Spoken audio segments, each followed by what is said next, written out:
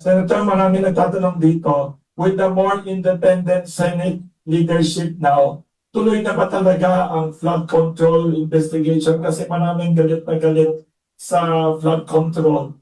Sabi, 1 trillion ba ang nabuhos yan sa walang nangyaring flood control? Sa tingin niyo, tutuloy talaga yan? Yes, inaasahan ko na yan talaga ay tututukan. Pagkat hindi matapos-tapos yung topic na yan at hanggang ngayon, wala pa rin mga mastermind na nahuhuli. Hindi naman tama siguro yon. Kaya kinakailangan talagang pusihin natin.